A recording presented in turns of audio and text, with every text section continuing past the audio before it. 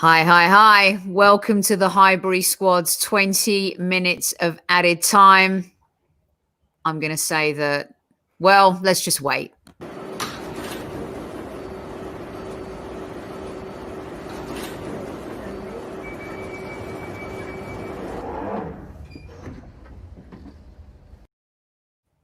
Welcome, boys and girls, to another post-game show here at the Highbury Squad. Joining me is my podcast sister, who looks like she slept with a coat hanger in her mouth. I stole that line from Friends, by the way. And PG, before you jump in, welcome back to Dale. We're liking to do our preview shows with our opposition guests in two parts, getting them on post-game. And I'd like to give Dale a round of applause for coming on after that game, as he promised, to talk about Manchester United versus Arsenal. Welcome back, D. Thank you. Thanks for having me. Amazing. So I'm just going to do one thing, if I can, before we get stuck into a little bit about what happened in this match. Amanda did some witchy things, I think. It's Halloween. I want to tell everybody. Can I just give you the big up? You will tell them, but let me just set it up for you. So before the game, Casey predicted like a 3-1 win. I predicted a loss. Dale predicted a Manchester United win. And Amanda said, we're going to win 1-0 and Mike Dean's going to give us a penalty. Hello, so can I not just tell them? Oh, my God, you had to do it. I'm giving you the floor. Well, in the week when everyone mocks me for saying we're going to draw, I actually felt we were going to win. And Dale knows because he was on the show with us. And you all went, oh, it's so funny you predicted a win because you never do.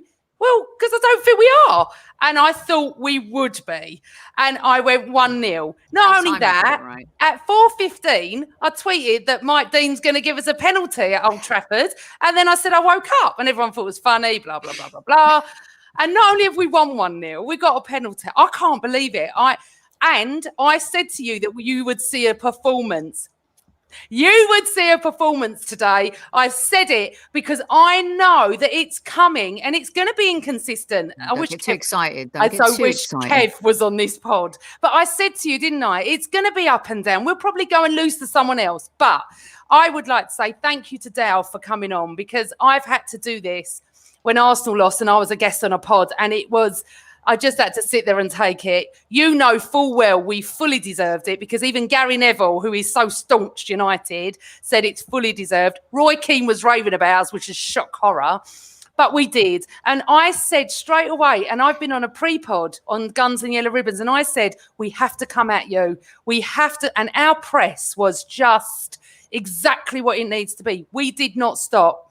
The only thing I would say at half time, I was worried. We didn't take one chance. It was all us. I thought you were going to come out and, take over a little bit. I thought it was going to be a game of two halves and I was concerned. Mm-hmm. But fully deserved. Definitely a penalty. Didn't even need to go to VAR. Don't know what Pogba was doing, stepping on his foot. But at the end of the day, thank you for coming on, Dale, to witness Mystic Man not only predicting a penalty and predicting 1-0. I never get anything right. She doesn't. Let her have a moment because it's really, I mean, bless her. Kevin and I give her a hard time on predictions and stuff, and she hates doing prediction videos and she doesn't generally get it right. Don't ask me why I said 1-0 because I love that you did. You felt it in your gut. Hold on. And we got a clean sheet. And we've beaten, actually, neither of us are top six, but, big club, and it's so important for Arsenal, Dale, for us. I know you couldn't care because you've seen your team lose, but I now will give you and Sophie the floor. Okay, so here's the scoop, Dale. I think on the last show, you and I were predicting that Arsenal would play basically the juxtaposition. We were expecting Arsenal to play like Manchester United today and Manchester United to play like Arsenal, whereas Amanda thought it would be different. You hadn't won in 5 home games. Now this is the 6th. You came off some really great European performances.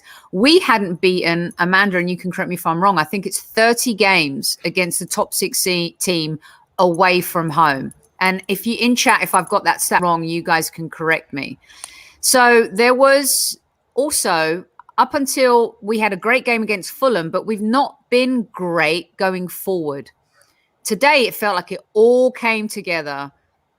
You seem to have you seem to have dropped your diamond shape in midfield. I don't know. You weren't really playing with anyone like up front. I don't know. It felt like a little bit of a mess tactically for you. Tell us where you went wrong and we went right, Dale.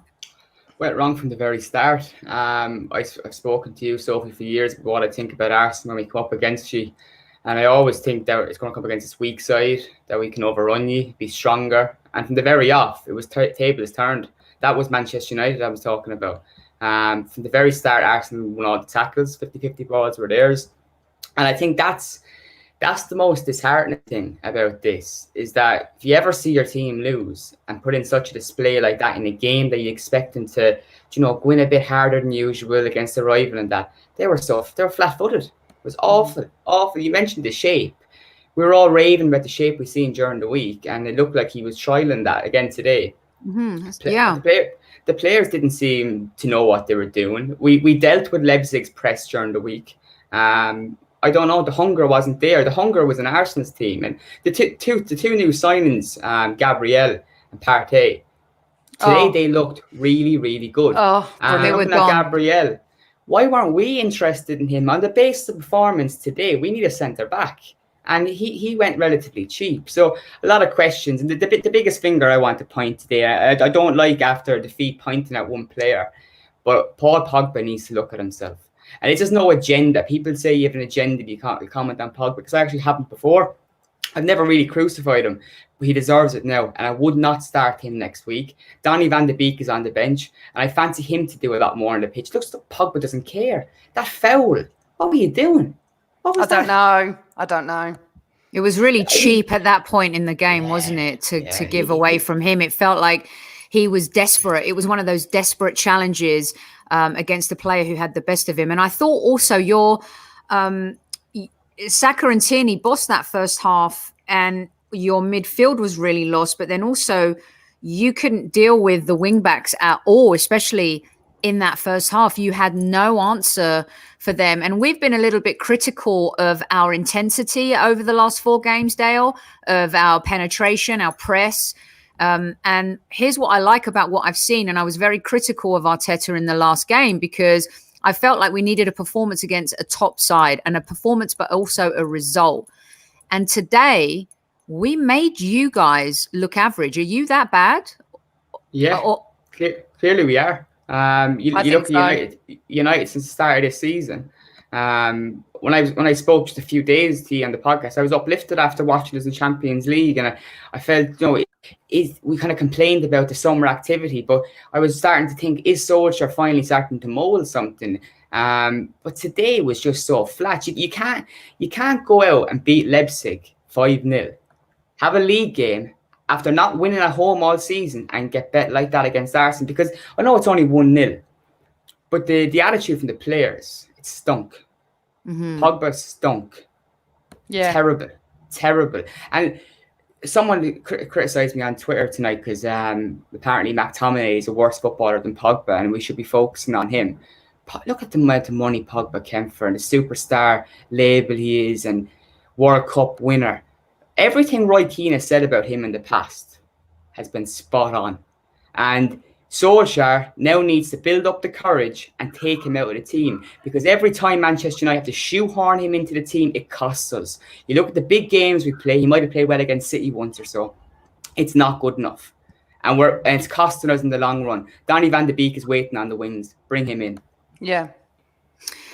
So, Amanda, where we've been so desperate for new leaders in this team, and we've been crying out for a spine, right? And I think one of the things that has been the most important is we've lacked that Patrick Vieira style player. But I think Thomas Partey showed today that what KC said on a few shows, he's more than just a wall. He's more than just that defensive force. He has that ability to play in a variety of kind of necessities when it comes to the midfield. But also what I thought today that was key, Amanda, and you and I have ripped him a little bit in the past and said why we don't see it, but also coaching matters. I thought El Neni today with Partey looked a lot better than Xhaka or Ceballos with Partey. Do you agree with that? Yeah, I've not ripped him. He's not world class. And when I was on the Guns and Ribbons pod pre-game, I said I hope El Neni plays actually, because he can tidy up and then Partey can just go. And that is exactly what happened. I am just over the moon with Thomas Partey. You know what? When he signed, I don't think any of us had any doubt. You never know how a player's going to play, but someone like that, to me, is world class, or going to be world class. He is just exactly what we need. Dale, he is exactly what we need. You're right about Gabriel. He's exactly what we need. El Neni with him is exactly what we needed today. I'm not saying he is long-term future, but to me, he wasn't far off being man of the match, El Neni. I know people are going to probably laugh at me, but honestly, I can't call it today. But what was important for us was Aubameyang scoring, because obviously there's not many goals coming from him. Yeah. I felt sorry for Lacazette. He did try, and I think that little shot to him was deflected slightly, Sophie, when he miskicked. Fair dues. I think so. A lot of people have said it is, some said it isn't. But anyway, but for me, Arteta, this is what my whole thing is. He's getting it right, and it's going to take time. We're going to have many games that we will lose. But I have to say this, Dale, and I'm always very honest. I'd rather be in Arsenal's position than yours. I'm not talking about in the league. I'm talking about manager-wise, squad-wise. Where we're going is gradually up. I said this the other day, and there was another United fan on the pre-game pod with me, and he was very confident as well. I find that, you know how I am. I feel like United fans live in this bubble where you think you deserve it, okay? And B, you feel like, I don't think you're all looking, maybe you, I'm not talking about you, generally, I've got quite a few United fans. You just think you're better than you are because of all your past history and stuff. Yes, you are still a big club, but look at this now. Arsenal have come and beaten you, and Tottenham have come and beaten you. And I'm not being funny. We've not been on a good run, but yet you've had those two sides who are not stunning. All right, Tottenham are doing better than us at the moment, but not stunning, but we've beaten you. Tottenham beat you with ease. And to be fair, if we'd have taken our chances, not saying we had 6 or 7 clear chances, but if we'd have taken a couple in the first half, it could have been 3 or 4-0. You put a little bit of pressure on when the penalty went in, and obviously we had to plutz for 10 minutes. Sorry, that means stressing, which obviously I just could not cope. But for us, this result is so important. It's massive. But I do feel I've been begging for this result. Yeah, she has been begging, but I do feel again in a couple of matches' time there could be an issue where we do lose. It's just such a transitional place, and as long as everybody, I'm not just talking about Soph here, understands that. Yes, we've come to Old Trafford, and yes, it is fantastic for us. We do not beat the top 6, so. 30 games, PG, 20. Well, it's not good enough. It's not good enough. But let's not talk about that now, because we're buzzing at the moment, and it's a post-game pod. I've never done one where I'm so excited. I can't believe I predicted it. I know we'd win. I don't know why, but let me jump in. Sorry, Dale. Do you understand what I mean about the United being? I want him to answer that question for sure. Yeah, I want him to answer that. Yeah. Well, I think all football fans. And if you put yourself in my shoes, after beating PSG and Leipzig the way in which we did, it's very hard not to be confident. And I'll use the word giddy. Football fans get very giddy at times, and we get a good run of form as we've seen under Solskjaer, and we think then, look, could we do it next season or whatever? You might not say it, but in the back of your mind, it's you're thinking about it. I think Manchester United are still in the muck. I mentioned that the other night about Arsenal and Man United. I think you're right in why you're saying you will lose a game in the next 2 or 3. That's what happens. And we lose probably 2 in that space of time because we're so inconsistent. But there's a real problem right now that we can't win at home. And I was thinking today against Arsenal, there was a chance to get a good bit of a boost, beat Arsenal at home, and it's a lift. It's a lift going into the next game. That whole talk about not winning at home is gone. Yeah. But it's dragged on now. And I think you're right. I think speak to United fans about the team. Prior to this game, we would have all been gloating and hopeful. It's not the case. The team has so many holes in it. You look at the fullbacks. today. They couldn't get it past the halfway line. They don't get forward enough. And if you're playing a formation where you're jam-packed with central creative attacking midfielders and no real wit, you need your fullbacks to get up the line. And they weren't doing that. So obviously we've signed Telles, and that he will do that because he gets forward. But on the right-hand side, Wan-Bissaka is an incredible defender. But he really needs to get up and down that line more often because it is costing United. You look at the top teams, you look at Liverpool and City and their fullbacks, they bomb up and down the line. United have a lot of issues. And I do think that after beating Leipzig in the way we did, to go out and perform like that, in a similar enough formation, there's coaching problems, I think.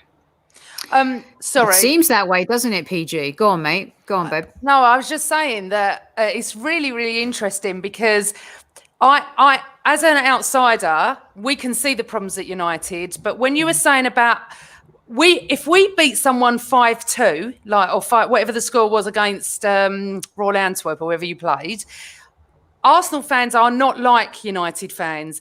We would still be going, okay, calm down, next game. We don't have the arrogance because we haven't got 20 league titles. We haven't got a Champions League winners medal. We haven't got that. We're so on, like today, we would not be going into the next game going, we're going to do it. It's easy. Yeah. We won't. Arsenal fans don't do it well. I shouldn't speak for everybody, but I just generally know that we'll sit there and go, okay, United was 2 weeks ago. We've got last week. We've got Europa League Thursday night. We've got Aston Villa next Sunday night. We will not be going into that game thinking, yeah, great. Well, we beat United. We don't have that football arrogance. We have a tough schedule too. But go on, Dale.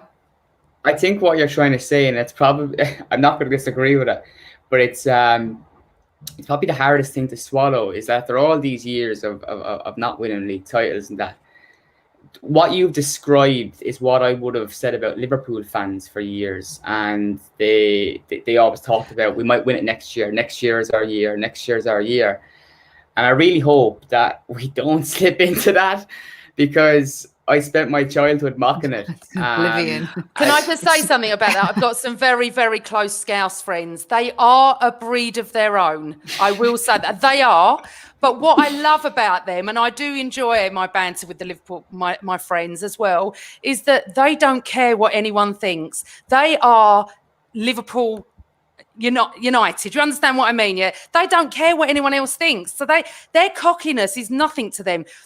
You are similar because obviously you're in the Northwest. You've got roughly the same amount of league titles. Champions League, I know they've got more. But there's that arrogance from your two clubs, which I get.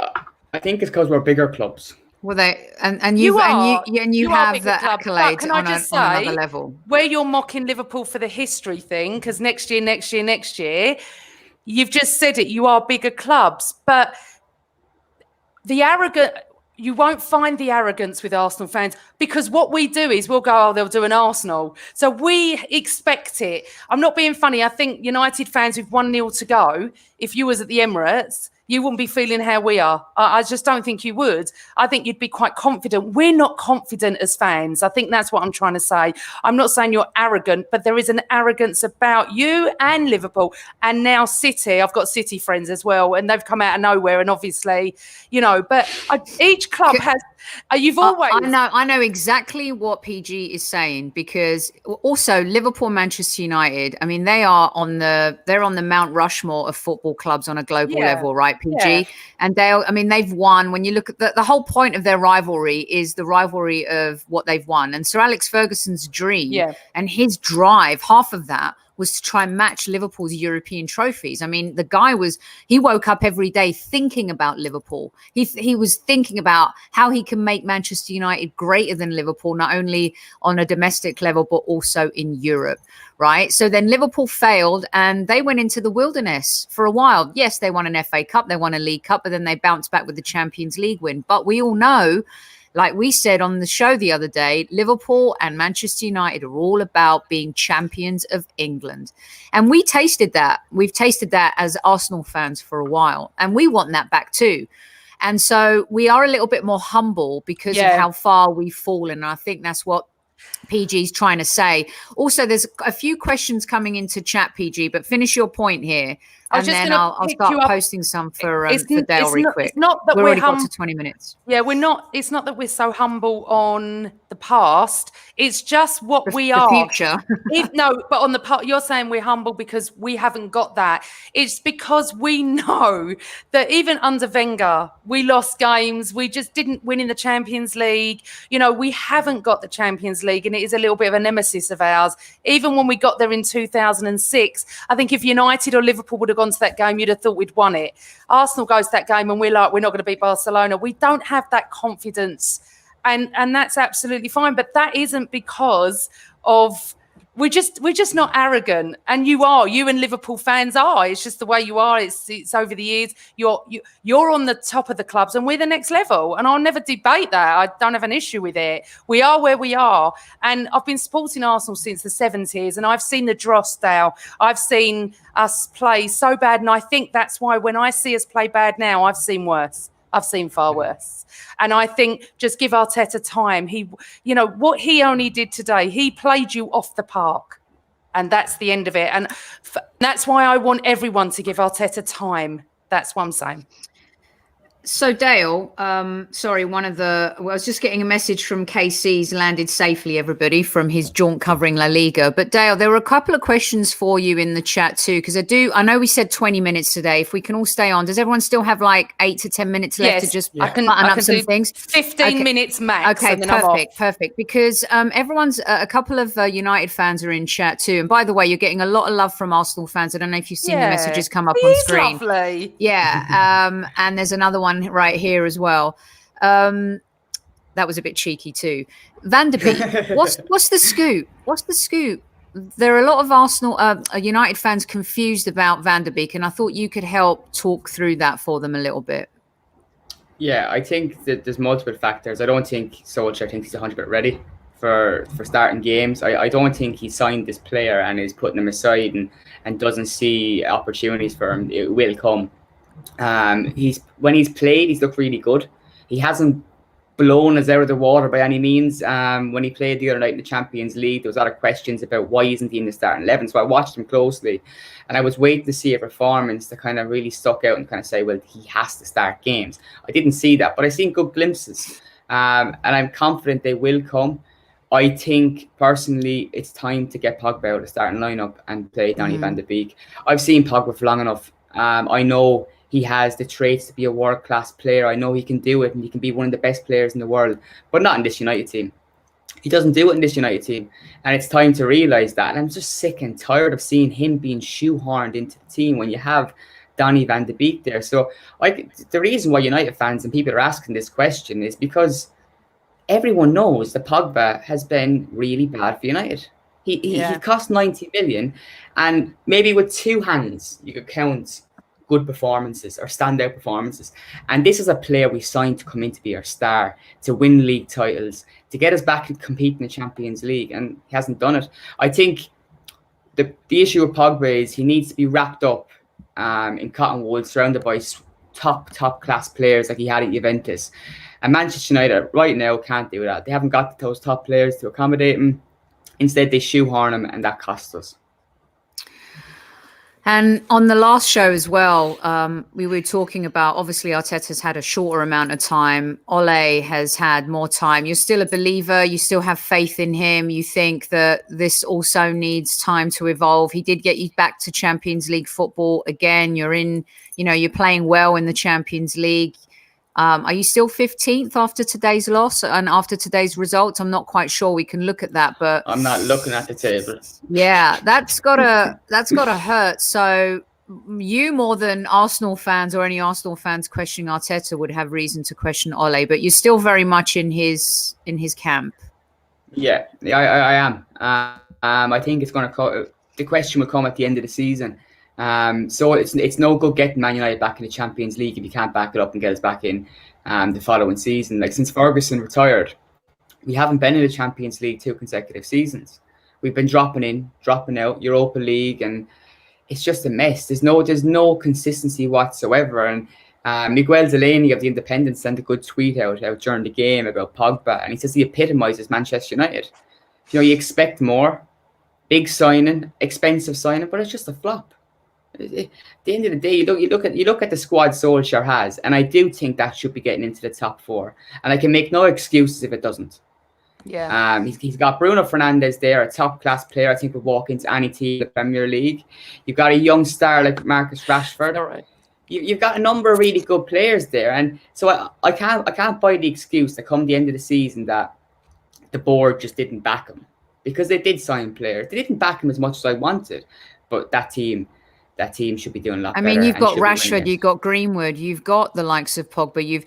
Even today, I think we troubled you, but I think we just controlled the game more than our attacking force troubled Maguire overly, or you can point the finger at your defense that you failed miserably. I think we just controlled the game, which is, I think, what Arsenal fans have been wanting to see against a top 6 team too, is how we just dominated from front to back. And Leno, there was a great opportunity in the first half, wasn't it? Was it Rashford or no? Greenwood had that shot and Leno tipped it for the corner. What about the one that went off the post on Leno's head and off? Oh, yeah. Oh, my God. That's when I thought, we could have a bit of luck here, because we had no luck in the first half. But I just want to pick up what Amesy20 said.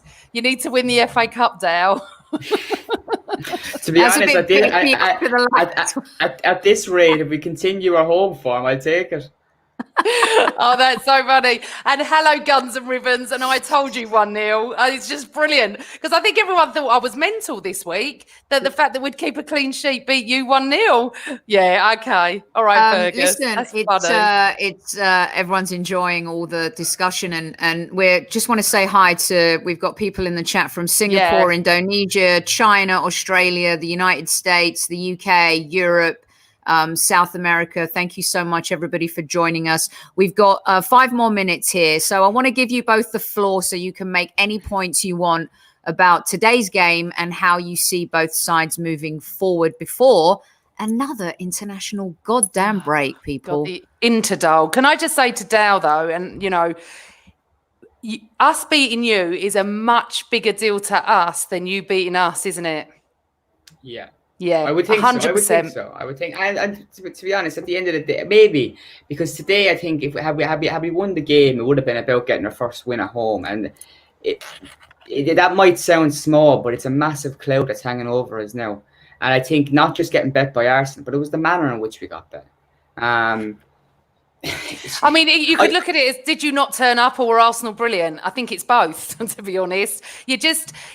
I look at you now, and I used to watch the Uniteds over the years. I always watched your club because your football was phenomenal. I mean, it just was. I'm talking way back to the Beckham days and Scholes and Keane and all that. And I mean, Cantona, I could go on about the most amazing players you've had, Giggs, Ronaldo. And I look at you now, and I'm not saying I feel sorry for you, but I feel it's such a major drop to where you were. And I know Ferguson leaving, and then obviously the Glazers and everything that goes on. But I want to just make that quick point, because I want you to talk, and Sophie. But the fact is, it's a massive deal to us beating you, and that's why we're not on your sphere of clubs. Because to you, it would have just been 3 points, trying to get the 5 Premier League games, not going into 6. Now it's 6 games you've not won at home, and I understand. To you, it was just beating Arsenal. To us, it's just brilliant. I'm sorry. The bigger thing, Sophie, girls, to be honest, is Arsenal deserved to win today. You could talk about getting the 3 points and being happy with beating United away from home. I would take more from the way in which you did win the game, because, like, someone who's criticised Arsenal for years and being weak mentally, not having enough bottle, today it was us that walked with the tails between our legs, and it was embarrassing. It's an embarrassing performance. I don't. When you're chasing an Arsenal player, you don't just jog back. No. You don't just jog back. And I don't know, if it can't be drilled into the players now from Solskjaer, and after a poor start, the players don't understand now, when are they going to understand?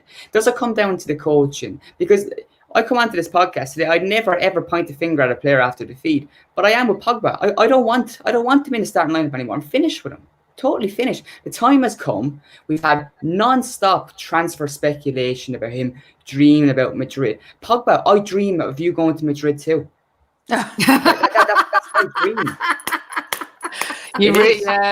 He was a. That's brilliant. He does have moments, doesn't he, of brilliance? But it's not. No, there's something. It's not enough. Not for right. that sort of money. But that's something that's not right. Buying him back for 90 odd million. You know what? A little bit like, not to mention the O word, but the O player that we have. Someone's really talented and really brilliant, and that they can perform and do really well, but something just isn't quite right. You know what I mean? They dip in, they dip out, and with Pogba, the regression of Pogba is alarming.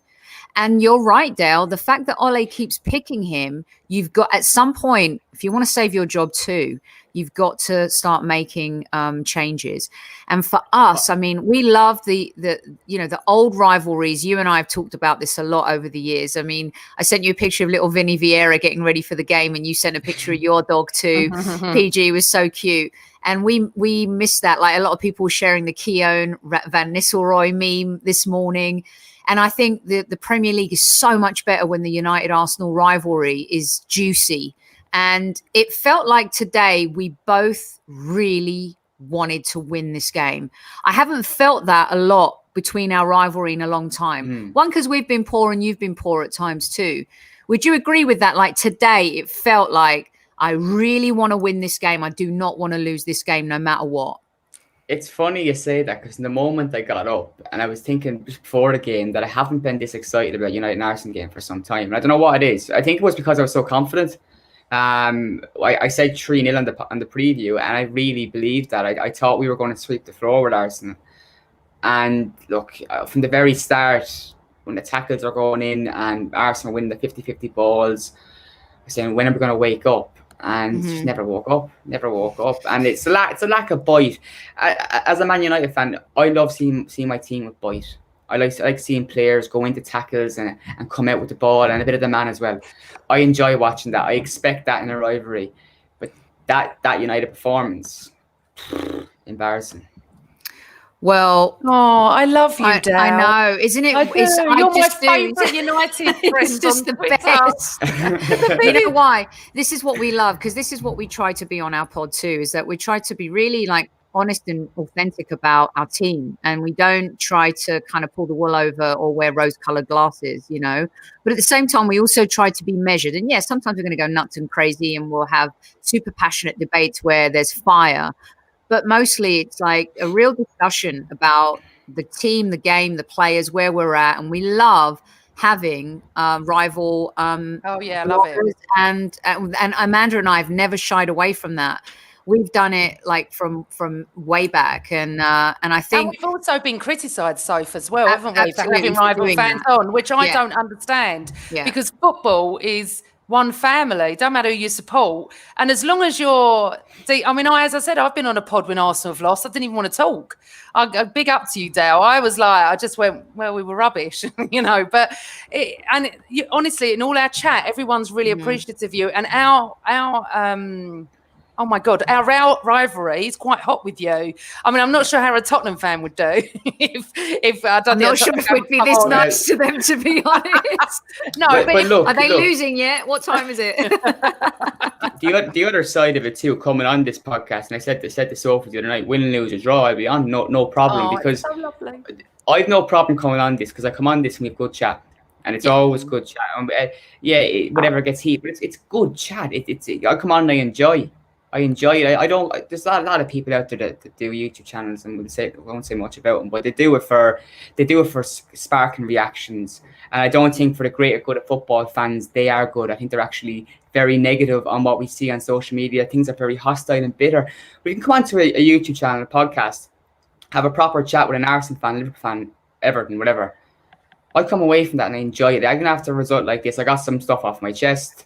I got some nice comments from Arsenal fans. I appreciate that. But yeah, look, you're right. I come on again this season, next season, Perfect. whatever, and we do the same thing. Brilliant. We always try to do that, Dale. We look at the match and we go, right, does any of us know like an Aston Villa fan or anyone that wants to come on to talk to us? Because, you know, it's really interesting and we don't care that we get criticised occasionally for that. We really enjoy. We've had Ryan Giggs on and I did not want him on. I did not want him on, Dale, because not because I didn't like him, but because I just knew he'd upset me. But honestly, he was brilliant. I mean, he even joked about that goal that we can't even talk about. Think about the crap we give Stevie Nicol whenever he comes on. Stevie Nicol. I always just show my 1989 picture of. So brilliant. She tortures him. He takes it, and I'm not being funny. He's not even. He was on the field trying to take out Mickey Thomas, and he just laughs with us. He's not even a fan, if you know what I mean. Like in the stands, he's a bloody ex-player, and he loves coming on with us. And the thing is, we try and treat everyone with respect.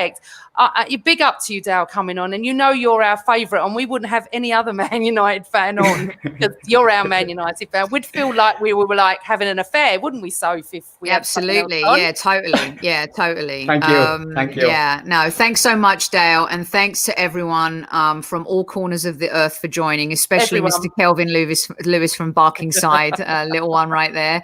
And Casey will be back this week. That's my dad. He'd love to talk to you. Oh, he's worse than me. Now, there's someone who watched Arsenal in the dog days Can I just say something? Amanda. Sorry, one more thing. I have a new work colleague who is a Man United fan. I don't think I've ever worked with one, but he's one of these Man United fans that has been given it. Yeah. I can't wait for work tomorrow morning, I guess. Yep, I've already sent him a picture of Aubameyang and I've not heard from him. So big up to him. He should. If you give it, you got to take. Because I don't give it because I can't take it. So I just go, yeah, we were rubbish. End of, you know. But oh yeah, I'm going to enjoy it. Brilliant stuff, everyone, and hello to our friend who's just also joined from Jamaica as well. Boy, I'd love to be I'd love to be in Jamaica right now with a little drink on the beach, hey? Well, listen, thanks you guys. It's a brilliant post-game show. The rivalry, I think, is, you know, we're going to see how this goes. This is a crazy Premier League season. Yeah, I was going to say we saw Everton. Look what happened to Everton today, and everyone like a few weeks ago. A bit like, remember last season when Pookie scored like 3 goals in the first 2 games, and everyone was like, "Oh, Pookie," and Norwich ended up getting relegated. and here we are, you know, VVD getting injured for Liverpool. City seem to be finding their feet this week. Arsenal have won. What are we going to be like next week? Man United still struggling. Tottenham's going to turn up in their next game as well. Chelsea seem to have found some groove, but Pulisic also now injured again. So it's a bit nuts, and I think we can expect a roller coaster ride. So get your popcorn ready. And, you know, Dale, thanks again, mate, for joining us. We appreciate you. And good luck to you and the fam for the rest of the year and stuff. And we'll keep in touch. And Amanda, let everyone know how we end the show. Well, we do, but I have to show Kevin, who's not here, my little sweatshirt today, okay? I'm not going to be deleting, that's for sure. Perfect. That's for you, Casey. So thank you, Dale. Thanks, Soph. This is the best post-pod game I've ever been on podcast. I don't even know what I'm saying. Dale, honestly, we love you. And so do our listeners. That's brilliant. Thank you for everyone tuning in. Thanks to Sophie. But always, always, always Arsenal.